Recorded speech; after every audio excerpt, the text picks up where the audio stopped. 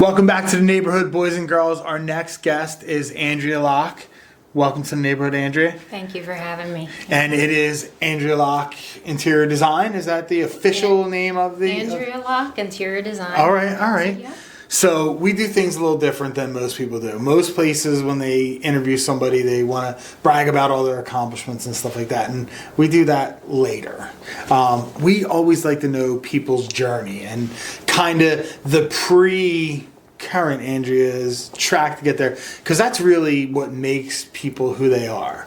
Absolutely. So let's talk a little bit about, like, you know, it doesn't have to be grade school, but like out of high school, younger life, Andrea, what was your journey like that brought you to current Andrea? Okay. So I grew up in a Philadelphia row home. Okay. Working parents, working class, and I always had this thing, whether it was going on vacation or just decorating my parents' home. I always had this love of aesthetic design. Okay. And like I said, that could be traveling or going to a hotel or some type of experience. I noticed I always gravitated towards the way things looked and I always wanted to change them. Okay. So it started out in childhood, and my mom would decorate the house, and before she would come home from work, things would be rearranged, furniture would be moved. But as a young girl, we can search our whole lives and not know sometimes what we're even passionate about or good at. Right. And that was me. So I just continued doing my thing, and after graduation, I was a biology major at Temple University. All right. And thought I wanted to pursue a career in medicine. And I ended up meeting my ex-husband at the time, who was into drywall and construction. Okay. And yeah, Andrea got married, and biology. Here's right? my journey. I gave up my career and ended up getting married and having 3 kids. But during that 20-year period, I ended up, we owned a construction company together. Okay. So here's more design coming in, where I would watch him construct, an addition or something like that. And I would always be involved, like, hey, you should do it this way, or you should, So he was good because he understood I had that mind and that talent. And then everyone, in my family, friends, would always tell me, Andrea, you have like a huge talent. Right. And we don't think you know. And I'm like, oh, well, anyone can do this. Right. And one of my good girlfriends that I met in Temple told me, she's like, no, like what you're doing with, we started out with one house and renovated that. And then, we had rental properties. So I was always doing something to make something look better. And I think from that, when it came time, like eventually, I am divorced. So I had 3 kids and realized, looking back, like this is my passion. This is what I should have been doing all along. So no regrets there. But it was just after the divorce, I was like, now's my time. Now is my time to really focus on what I love. And I enrolled in design school, and I got my degree through the divorce with 3 kids. So that was a huge accomplishment for me. Sure. I never thought I could accomplish a degree with 1 kid. Right. Because it's a lot. Yeah. That was a whole career on its own. So with that skill set that I had from childhood onto construction, I realized I had an advantage in the field, and I enrolled in school, and at age, I think it was like 39 at the time, went through design school and graduated with my degree. And then after that, I got into a commercial job for about a year. So I was running AutoCAD and Revit at a commercial furniture company, and COVID came along, and after a year I was laid off. So it kind of took that away. And after that, I remember just feeling so bummed, like I can't believe, the world doesn't hold back for anyone. Sure. Anything that happens, traumas, that we just have to be resilient and keep getting up. So with that, I took what I learned in school and all my experiences with construction and drywall, and I ended up deciding that I was going to have my own company. Nice. That's what would make me happy, is to do something for myself and to be able to do something for others. But the love of it was always there since I was young. Nice. Now, it's like, I guess I have a weird concept of what interior design would be. You know what I mean? Because I'm not that. Okay. You know what I mean? Yeah. I've flipped houses. I've done whatever. My tastes are always the topic of conversations because I'm very eclectic. I did furniture for years. I've been all around. But now when you're saying interior design, are you saying color scheme and pattern, accent wall versus regular stuff? Or do you mean like you are saying how wide the room should be versus how deep the room should be, what type of lighting should, or is that all a part of it? Is it just one facet? The answer is yes and no, and that's a great question, because a lot of people who approach me and talk to me, and clients, don't really know the difference. So there is a difference between an interior designer and an interior decorator. Okay. So interior decorator yes. is more what I'm used to. When in the furniture business, we had interior decorators that would stage a room, that would put the displays out to go through. So I guess there's a difference between an interior decorator and interior designer. Yeah. And okay. I can tell you an easy way, and this is how I can describe it best, and this is something I've read over and over on LinkedIn, and designers get on there and they're, want to be able to say what they actually do, instead of people assuming it's just about a color selection. It is not. If you were to take a home, a residential home, and flip it upside down, anything that falls out of that house is decorating, and what stays is design. Gotcha. So a designer is someone who you would want on board, commercially or residentially, before a project begins. Okay. So take, for instance, this commercial space. You have a designer would get a full set of building plans, and whether it was empty or needed to be renovated or remodeled, a designer will sit and look at them plans, and with all the skill set that he or she learns, be able to separate them spaces, be able to visualize and put up the walls, put in the staircase and elevator where it needs to be, bathrooms, things like that. And this goes for restaurants, hotels, you name it. The projects that I was taught in school were huge. They weren't small. So that is kind of where the space planning comes in for a designer. And then we get started with a build, whether it's, a kitchen in the space or, something of that sort, depending on what the space is going to be used for. And then we start building from there. Okay. And a designer will put all that together, and then comes the fun part, the aesthetic part. Making so it pretty. then comes a selection Gotcha. of what finishes to use and materials that would be appropriate for the job. Gotcha. And then the fun stuff. And you do of all that as decorating. well? I do that as well. Mm-hmm. So when I'm walking into a house and I'm thinking about possibly flipping it, when I'm saying I'm gonna knock down this wall, I'm gonna blow out the back, I'm gonna double the size of the kitchen, that's all design. Yes. That's all. When that someone is comes design. in and says we want to do hardwood cherry floors throughout. We want to match that with this type of subway tile. And that's decorating. Yes, Okay. that's where.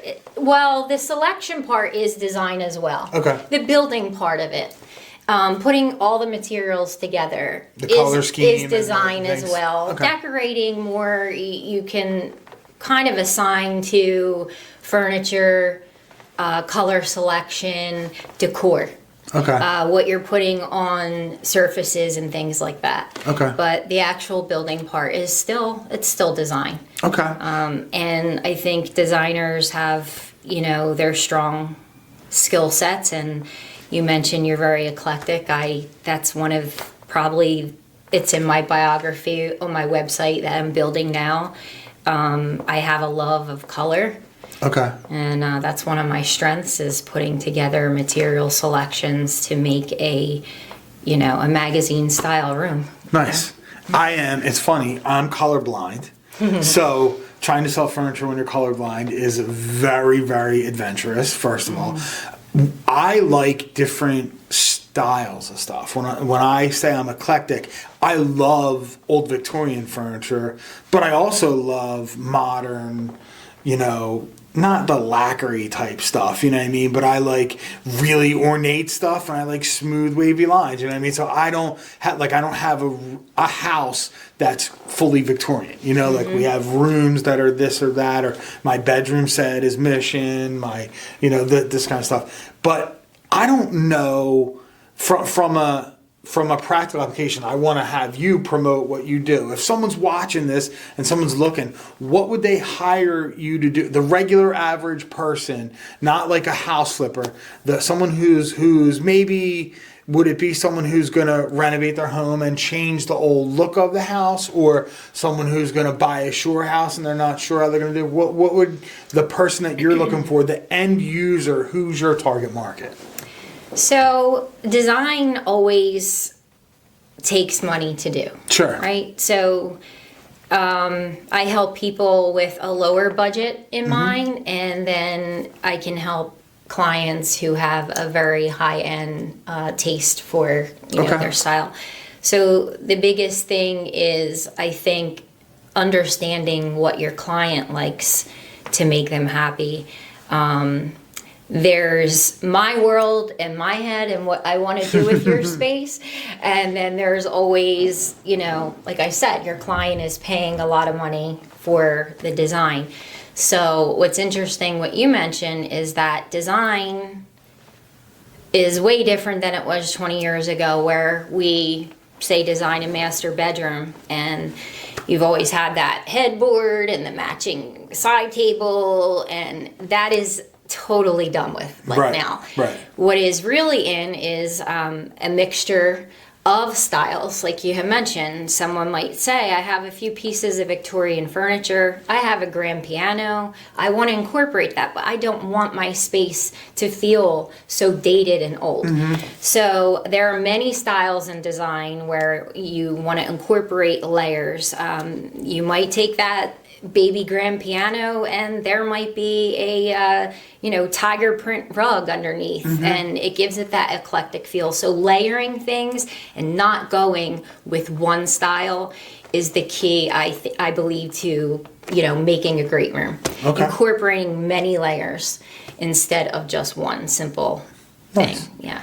And what is the favorite project that you've had in your career? Like, what's the thing where you're like, oh, that was the dream gig? I really, not only did I get paid handsomely for it, I really loved doing it. You know what I mean? I would say there's several residential projects, but I'll be honest with you, I'm still have this burning desire for that project. Okay.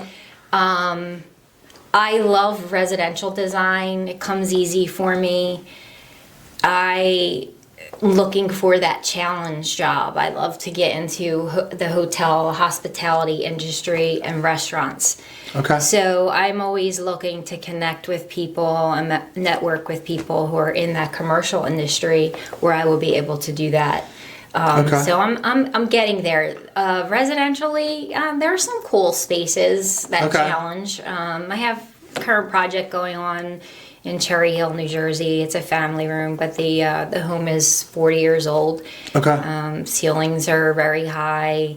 So this is kind of going to be a cool project for me to challenge myself to make it look different. So, but more to come. Okay. I post on social media. Now, when you're talking to somebody, are you asking them what they like, or are you going into the room and going like, oh, this would be a perfect room for an Art Deco look, or oh, this would be a study kind of thing, or do you say, paint me a picture of what you want, and then I'll kind of guide it into that way? So, to be honest, I guide my clients because I believe that's what they hire me for. Okay. You have to keep the integrity of a design.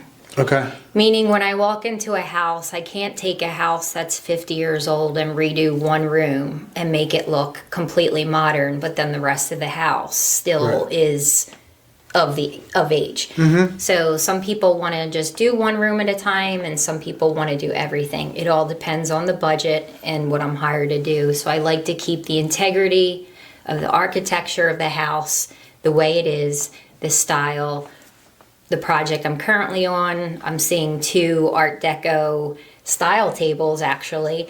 And if the client said, these are the important things that I want to keep in my space, this is a meaningful table, I got this, from a different country or something like that, or a piece of art, there's always something in that room that I work with. Okay.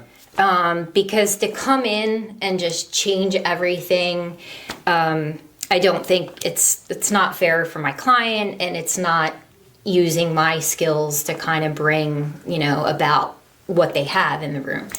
So if that answers your question, you can't just go changing things and making everything one way or the way you want it. There's always something to go with. Okay, and how are you adjusting to being a business owner? I know that you're a part of some professional groups, you're doing some marketing of your own self. How are you adjusting from being an interior designer or an interior decorator to being a business owner that has to market and keep track of bills and do how are you getting into that? That's a big thing. Flat out, you have to earn your paycheck if you're in business, and get up every day and go out there and network and do, I do the best I can to show people what I can do and be able to help them see that, they will be happy, with a space. But yeah, it's getting up every day, and I'd say it's been different wearing a hat. I've had an appreciation of where my ex was too sometimes. So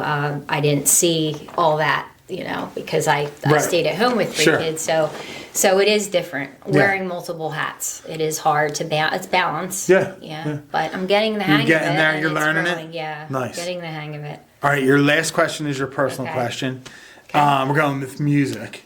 So you can, Friday night, any band, person, performer, musician, whatever, can come to your house and play 2 songs.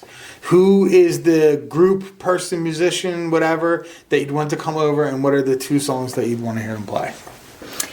Oh, geez, that's a hard one, because I love music. Okay. It's part of my everyday, and it's part of my inspiration and everything. I can tell you lately, I guess, what I have been into. There's a group called Cannons. If you listen to it, it's very eclectic. Okay. It's very not familiar. Very moody. Okay. And then sometimes I would say one of the groups that I like to listen to, and I've seen them in concert, is the Red Hot Chili Peppers. Okay. So I don't, Red Hot Chili Peppers, though, because there's so many. What's your favorite Red Hot Chili Peppers song then? There's a few. You can't go easy. Like, you can't go Give It Away. Or you can't go Californication. You gotta go something at least a little. Californication is a good song, but there's so many. All right. I'm just trying to think of the name of. I'm actually singing the in my head. Under the Bridge. Singing the songs to myself and thinking, what's the name of that now? What's the name? What's the title of that song? But there's so many. Cool. listening to them forever. So Awesome. yeah, I guess that's Andrea, thank you so much for coming in. Thank you. Thanks We'll be for right having back me. with the next guest on Mr. Mortgage's Neighborhood.